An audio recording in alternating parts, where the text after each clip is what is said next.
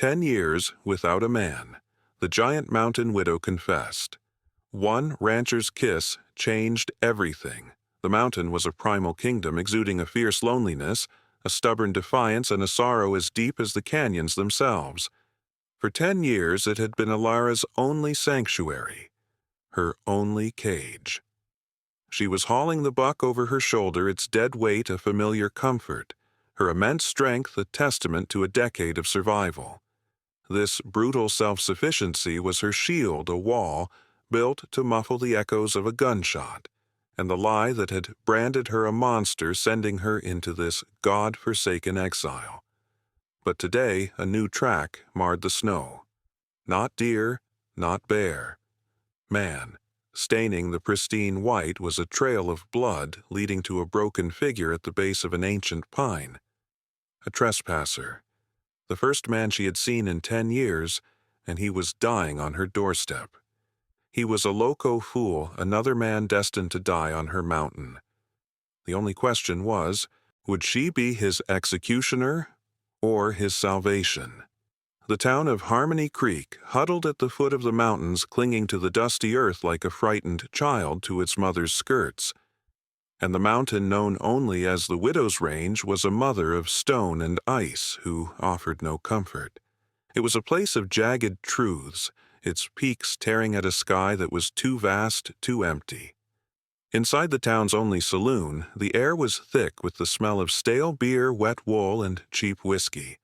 It was a place where lies were told for comfort, and truths were buried for peace. Silas, his jaw set like granite, pushed his empty glass forward.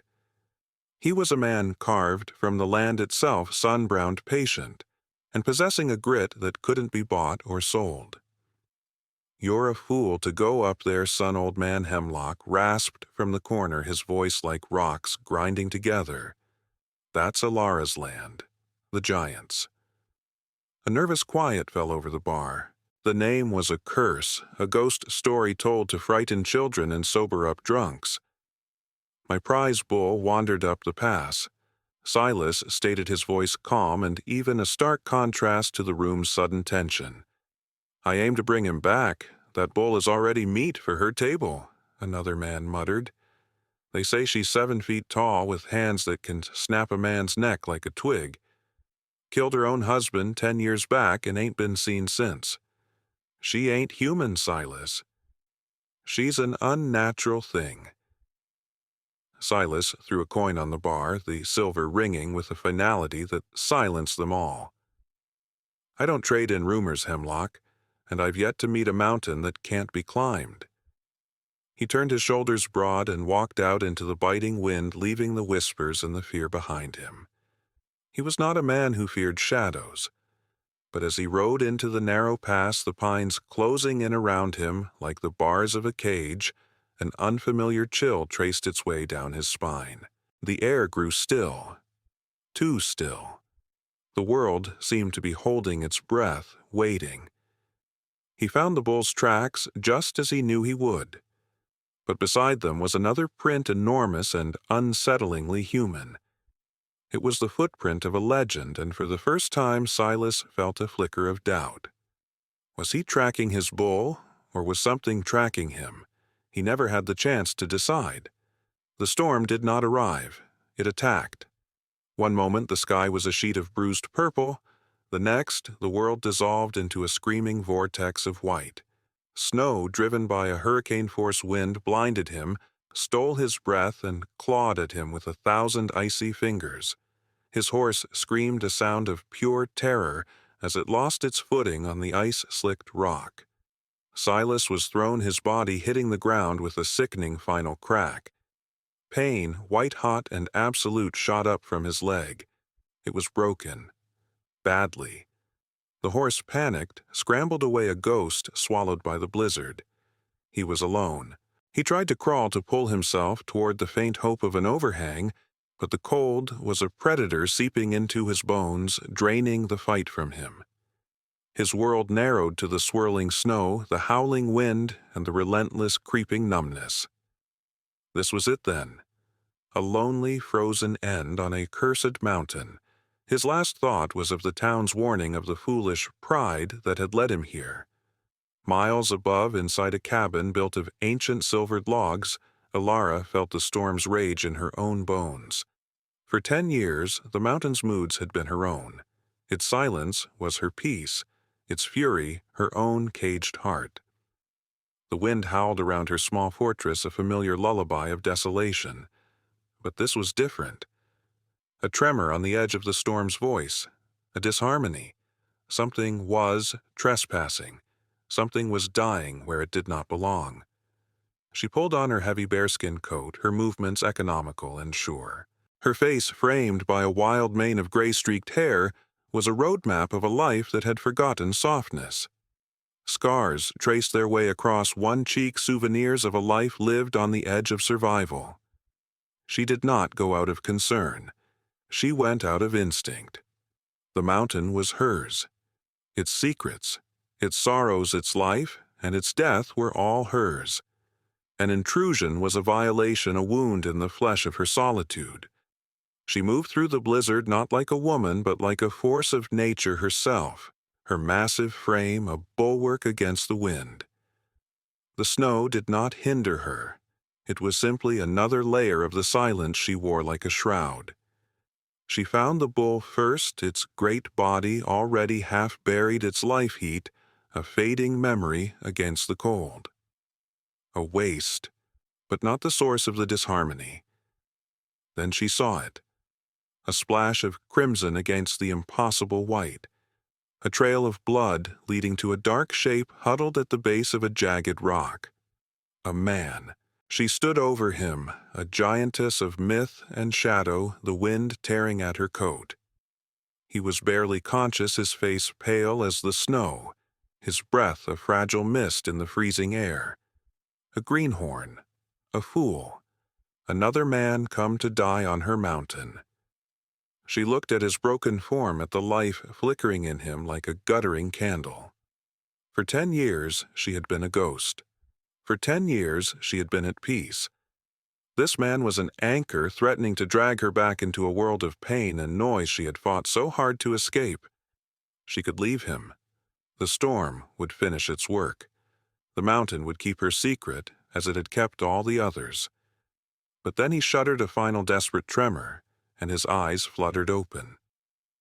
For a single fleeting second they met hers, and in their depths she saw not fear. Not yet. Only a flicker of disbelief. A question.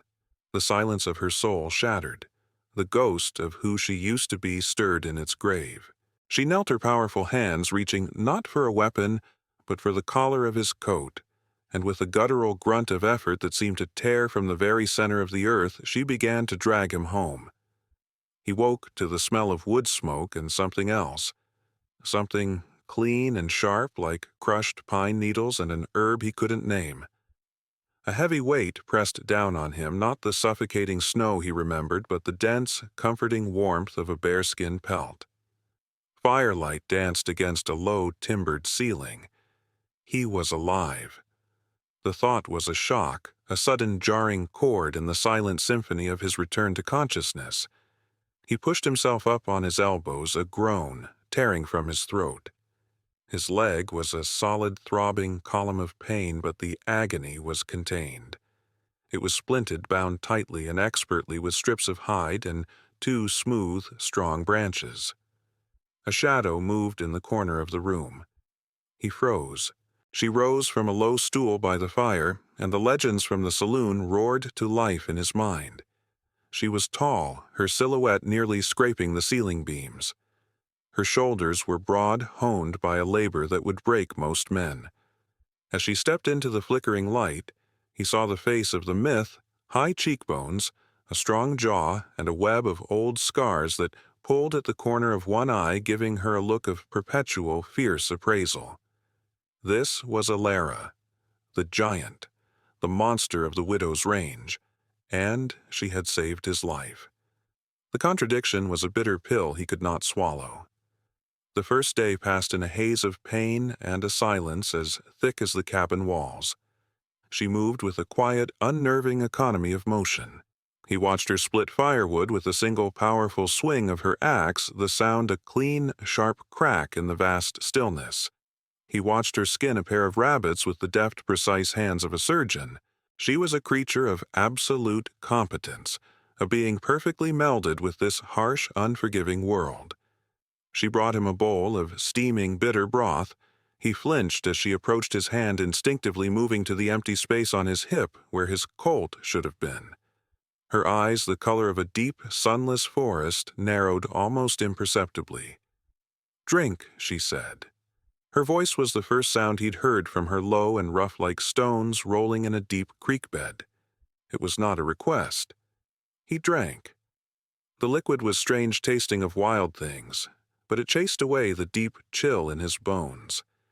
He watched her over the rim of the wooden bowl, a prisoner studying the warden of his cage. Why, the question, beat against his skull like a trapped bird. Why save him? Another day bled into the next. The storm outside subsided, leaving a world muffled and pure under a heavy blanket of snow. The silence inside, however, remained. She tended to his leg, her touch surprisingly gentle as she cleaned the wound and applied a dark, cool poultice that smelled of damp earth. He saw the scars on her face up close, the fine silvery lines of old pain. He saw the calluses on her hands, the history of a decade of solitude written on her skin. "My thanks." He finally managed to rasp the words, feeling clumsy and inadequate. She did not look at him, her focus entirely on binding the fresh dressing. "Gratitude is a currency I do not trade in," she replied, her voice flat. "Do not waste it." He fell silent, rebuffed. He was a complication, a piece of driftwood washed into her solitary kingdom. He was not a guest. He was a task to be completed. But what was the completion healing him? Or something else? The town's whispers echoed in his mind, killed her own husband. He fought the fear, focusing instead on the reality before him. The cabin was sparse but immaculate. Herbs hung in drying bundles from the rafters. Firewood was stacked in a perfect geometric wall.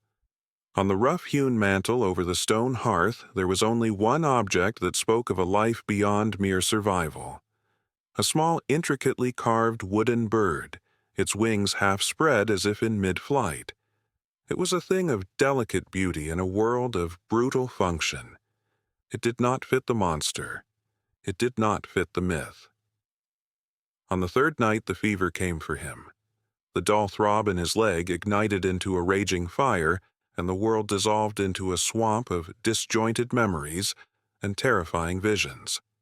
He was back in the blizzard, the snow filling his mouth, the cold a final crushing weight. He saw his bull, its eyes wide with terror. He saw the faces of the men in the saloon, their mouths twisted in judgment, whispering unnatural, unnatural. He thrashed, tangling himself in the heavy furs, his body a battlefield of heat and chills. No! He moaned a sound torn from the deepest part of him. He felt a presence leaving him, a warmth receding into the cold. "Don't go." A shadow fell over him. A hand, cool and damp, pressed against his forehead, and the world snapped into a moment of sharp, brilliant clarity. Elara knelt beside him, her face inches from his, her expression unreadable in the deep shadows. The scent of pine and wild herbs was all around him. She was the one chasing the cold away. His hand shot out a desperate, reflexive action and clamped around her wrist. He expected her to recoil, to rip her arm away with that terrifying strength he had witnessed. He felt the thick, ropey muscles of her forearm, the hardened skin. But for a single, heart-stopping beat, she went completely still. Her pulse hammered against his fingertips, a frantic, wild rhythm that betrayed the stony calm of her face. It was the first sign of vulnerability he had seen, the first crack in the mountain's facade. In that shared silence, a current passed between them, not of fear, not of gratitude, but of a profound, startling recognition. Two solitudes touching in the dark. Then, as quickly as it happened, it was over. She gently but firmly disengaged his fingers from her wrist. Her expression shuttered the mask of indifference falling back into place. She rose without a word and retreated to the far side of the cabin, a shadow melting back into the shadows.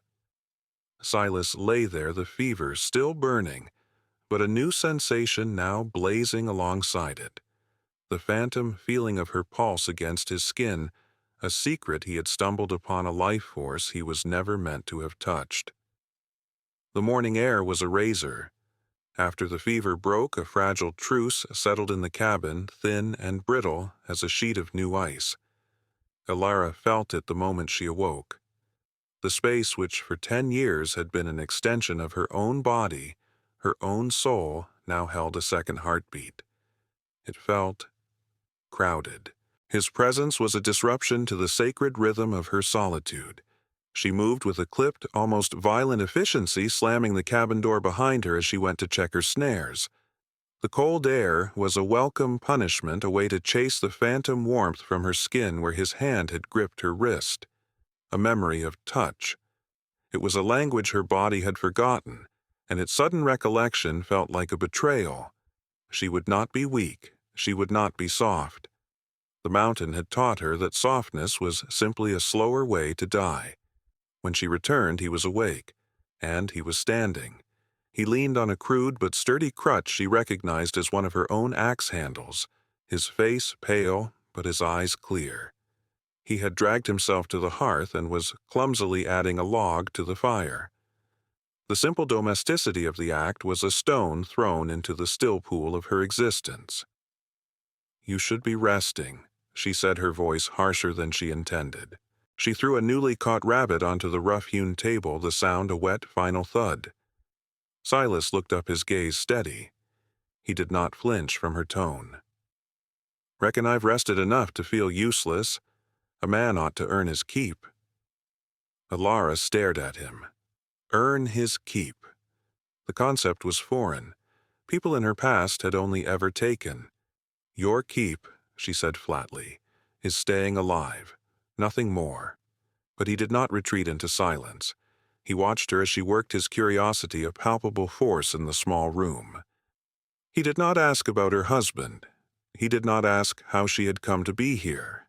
He asked about the things that were real, the things that were now his entire world.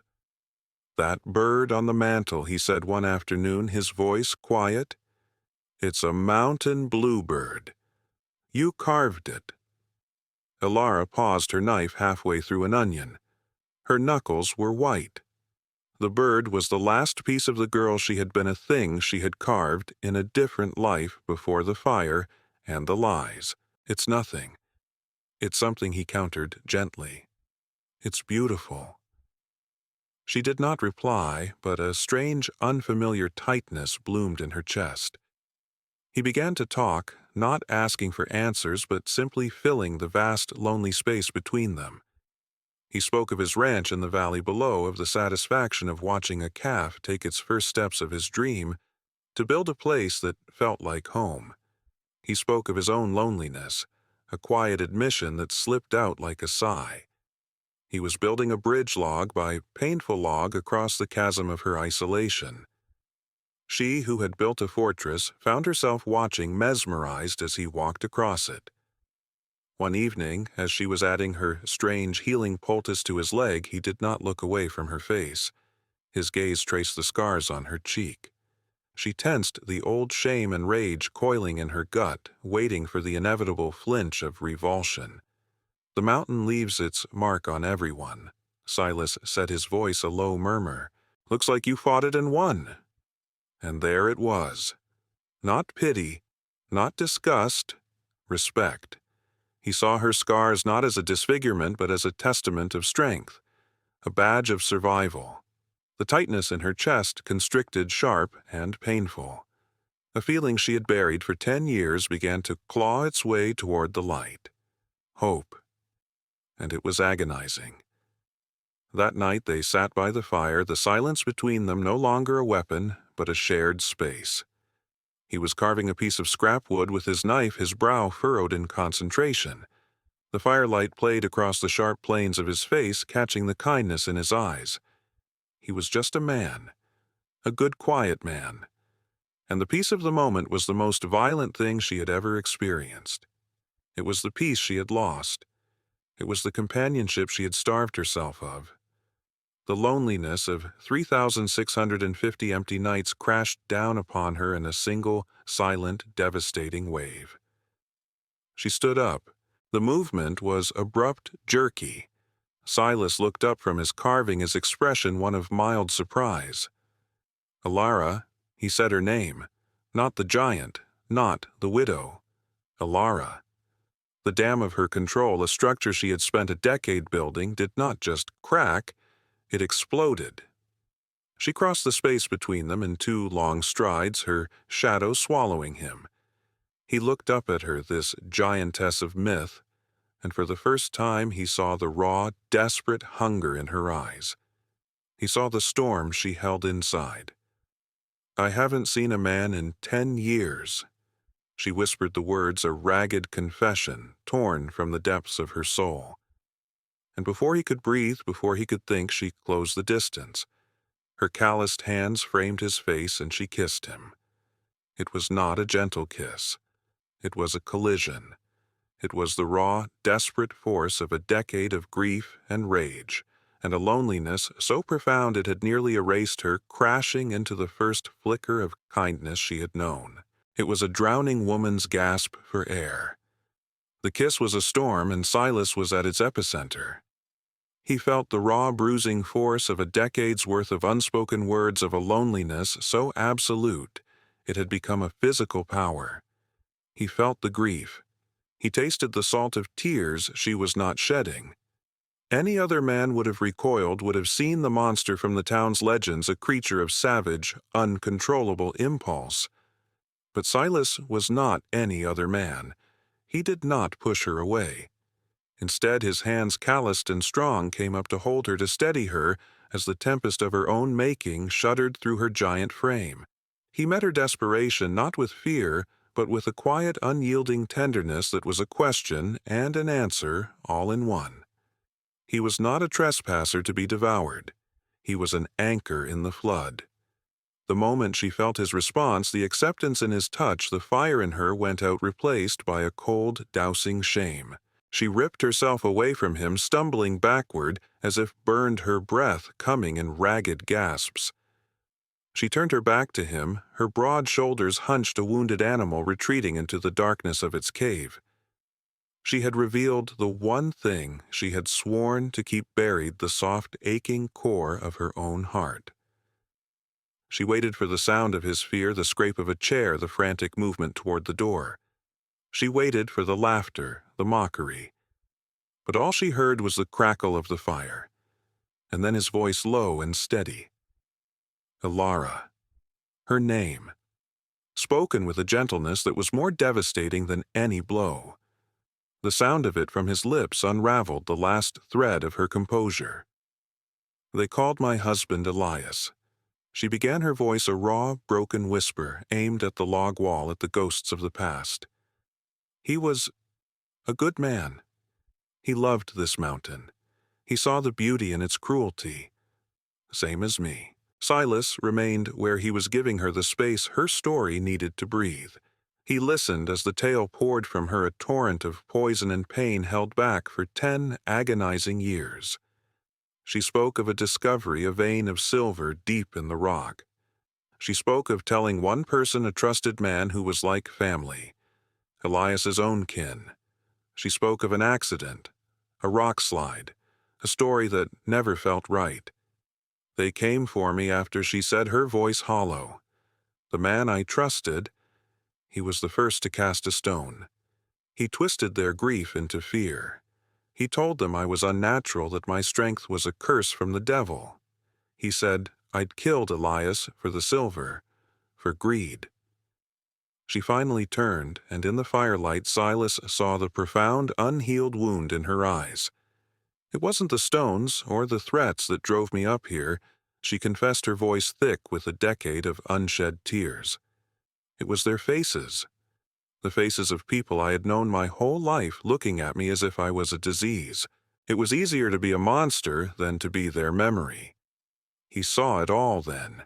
The lie, the betrayal, the crushing weight of a town's fear weaponized by one man's greed. He had come up the mountain searching for a lost animal, but he had found a lost soul. Slowly, deliberately, he pushed himself to his feet. Each movement on his splinted leg was an agony, a sharp reminder of his own fragility. He limped across the floor, the sound of his crutch on the rough-hewn wood, a slow, determined heartbeat. He stopped directly in front of her, close enough to feel the heat of her shame, her sorrow. He was a head shorter than her, yet in that moment he seemed to fill the entire cabin with his resolve. "They took your husband," he said, his voice ringing with a conviction that cut through her despair. "They took your home.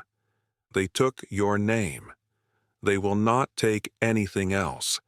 She looked up at him, her eyes wide with a fragile, terrifying hope. "You don't understand. You don't know them. Their fear, it's a fire. It burns everything it touches. Then we'll walk through it." He vowed, his gaze locked on hers. Together. He reached out his hand, not flinching, and gently, reverently traced the line of the scar on her cheek. "This is not the mark of a monster, Alara. This is the mark of a survivor." A single tear, the first in 10 years, escaped her eye and traced a path through the dust and sorrow on her cheek. A vow was made, not with a ring or a preacher, but with a shared gaze in a forgotten cabin witnessed only by the silent, watching mountain. This was their marriage, a union of two solitudes, a pact forged in the heart of the wilderness. But they both knew this cabin could not be their world. A shared cage was still a cage. To be free, they had to face the ghosts of the valley. "My leg will be strong enough to ride in a few days," Silas said, his voice now filled with a new, hard purpose. "We need supplies, and I need to face the men who call you a witch." The thought was terrifying. But the thought of him leaving, of the silence returning to her cabin, was infinitely worse. For the first time, she was not just surviving. She was fighting for something. For someone. She gave a single, slow nod. The decision was made. They would descend the mountain. The monster of the widow's range and the man she had saved were going home. And Harmony Creek, slumbering in its ignorant certainty, had no idea of the reckoning that was about to ride down from the peaks.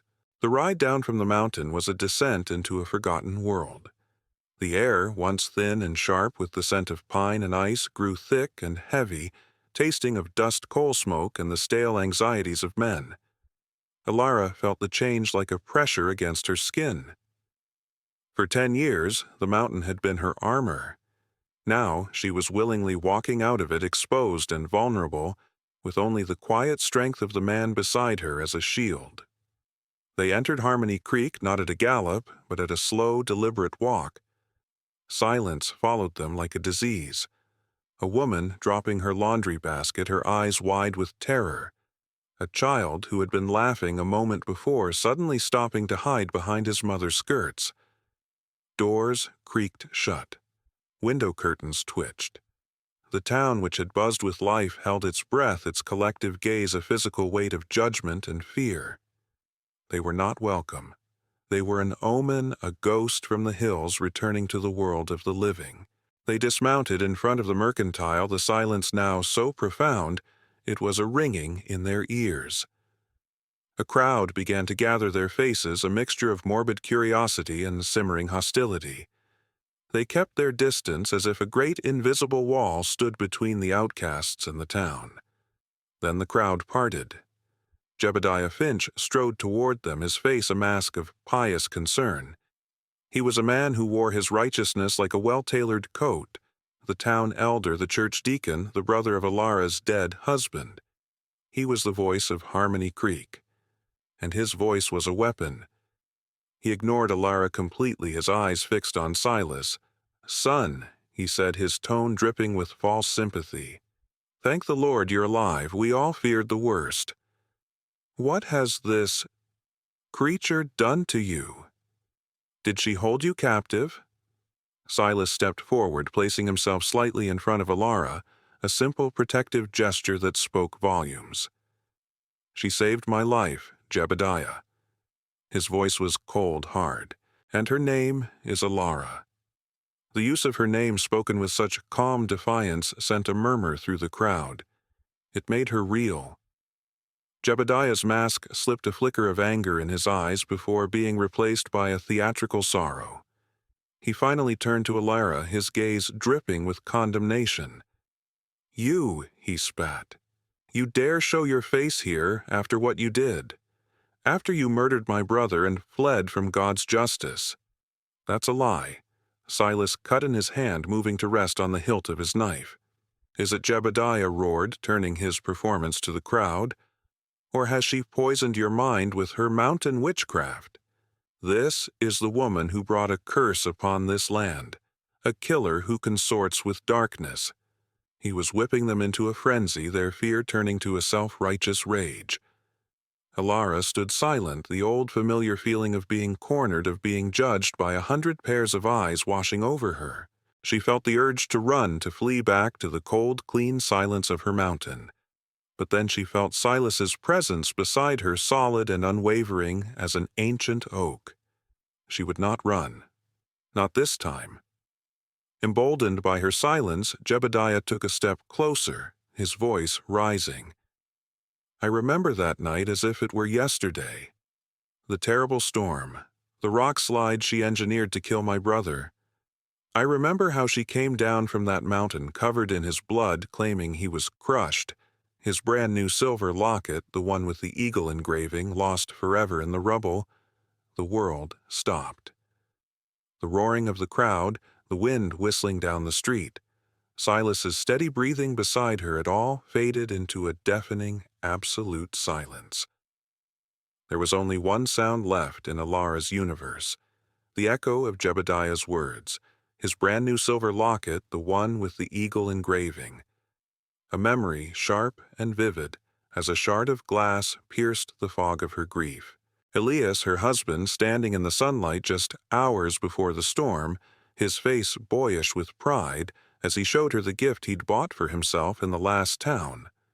The locket, heavy and silver with a crudely but beautifully engraved eagle. He had fastened it around his neck. No one had seen it.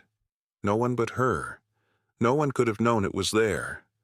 Unless they had searched his body after he was dead.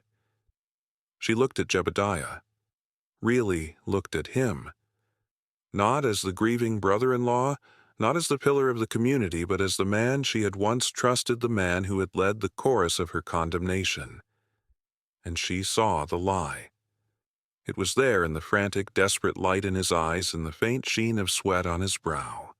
The story he had told was too perfect, too detailed. He had not heard a story. He had written it. She took a single step forward, and the crowd, sensing a shift in the air, fell silent. Her voice, when it came, was not a shout of rage. It was a low, chilling whisper that was more terrifying than any scream. How she asked the single word, cutting through the air like a blade. "How did you know about the locket?" Jebediah's face went pale. He opened his mouth, but no words came out. Alara took another step, her shadow falling over him. The woman who had hidden for 10 years was gone, replaced by a force of pure, absolute certainty. The pieces of a decade-old mystery slammed into place with brutal, heartbreaking clarity. No one knew, she said, her voice trembling with a decade of suppressed fury. No one but me. She raised her hand and pointed a single shaking finger at his heart. You were there. It was you. Jebediah's face, a moment ago so full of righteous fury, crumpled. The blood drained from it, leaving a pasty, terrified mask. His authority, built on a foundation of lies, shattered in an instant. Lies, he shrieked, his voice cracking, turning to the crowd with wild, pleading eyes. She's a witch, I tell you. She twists words. Seize her before she curses us all. A few men took a hesitant step forward, their hands reaching for their belts. their minds caught between a decade of ingrained fear and the chilling certainty in Alara's gaze. Silas moved instantly, his body a solid wall between them and Alara, but she placed a hand on his arm, a gesture of immense, quiet power. This was not his fight to finish. It was hers. She stepped past him, closing the distance to Jebediah, her great height and the sheer force of her presence making him seem small and pathetic. The crowd held its breath. There was no witchcraft on that mountain. Alara said, her voice clear and strong, resonating through the silent street. It was the voice of a woman reclaiming her own story. There was only a greedy man. You knew about the silver Elias found. You followed him up the pass, and when the storm hit, you saw your chance. You created your own rock slide. She looked away from him, her gaze sweeping over the faces in the crowd, the people who had once been her neighbors. You told them I was a monster. You fed their fear and their superstition until it grew so large it drove me from my own home. You let me live up there and exile a ghost to guard your secret, to protect the land you stole. In his final desperate act of cowardice, Jebediah pulled a small derringer from his coat and lunged not with the intent of a killer, but with the frantic panic of a cornered rat. The crowd gasped. But he was attacking a mountain. Alara moved with a speed that defied her size. Her hand shot out and clamped around his wrist, her grip like iron. The tiny pistol clattered uselessly into the dust. She did not strike him, she did not throw him. She simply held him there, his arm trembling in her grasp. His pathetic attack foiled his wretchedness, exposed for all the world to see. It was a defeat more total than any bullet could deliver. She released him, and he collapsed, a broken man weeping in the dirt. The spell was broken. The fear that had held Harmony Creek captive for 10 years dissolved into a quiet, profound shame. Alara looked at their faces, at their downcast eyes. She saw no victory here, only a great, sad waste. She had won back her name, but her home was no longer here. Her home was the man standing beside her. Without another word, she and Silas turned. They walked to their horses mounted and rode out of Harmony Creek, the silence of the shamed town at their backs. They did not look back. They rode up the pass, the air growing cleaner, sharper with every step. They rode back into the heart of the Widow's Range, but it was no longer a place of exile. It was a kingdom. They stopped at the crest of a high ridge. The entire valley spread below them, a world of silent, snow-dusted peaks and deep, secret canyons. The sun broke through the clouds, bathing the mountain in a brilliant golden light. He reached across the space between their horses and took her hand. She did not pull away. She was not a widow. She was not a giant. She was Alara. And for the first time in a decade, she was finally truly home.